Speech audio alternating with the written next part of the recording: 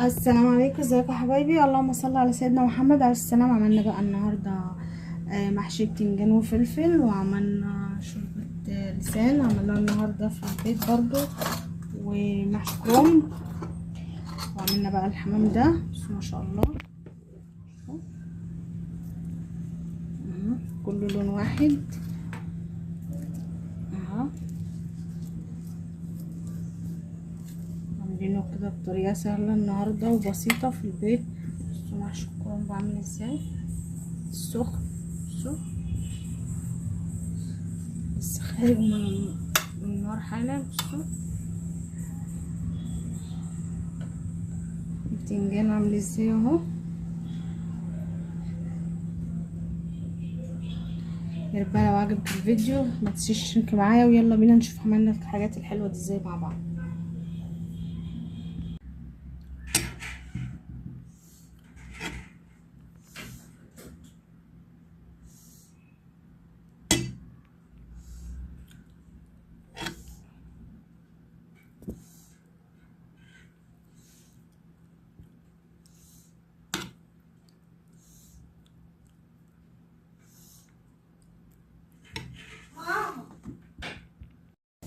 كده بقى الميه كده غلت للحمام بعد ما حشيته. بصوا اهو، مش بس اي زوايد ولا اي رز ولا اي حاجه اهي.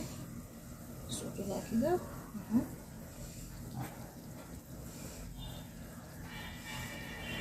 بسم الله.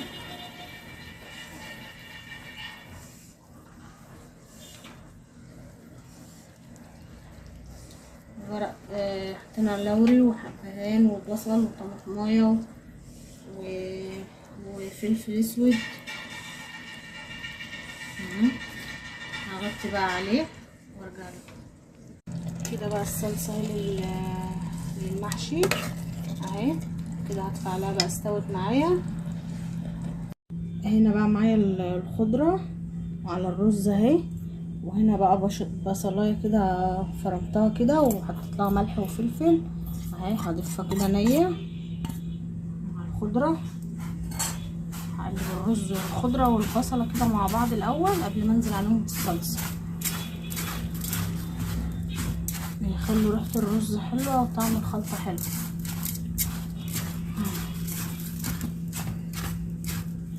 كده بالمنظر اللي انتوا شايفينه ده.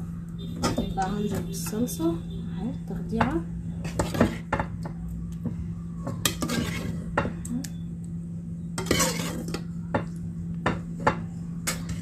هقلب بقى الخلطه دي كلها مع بعضها.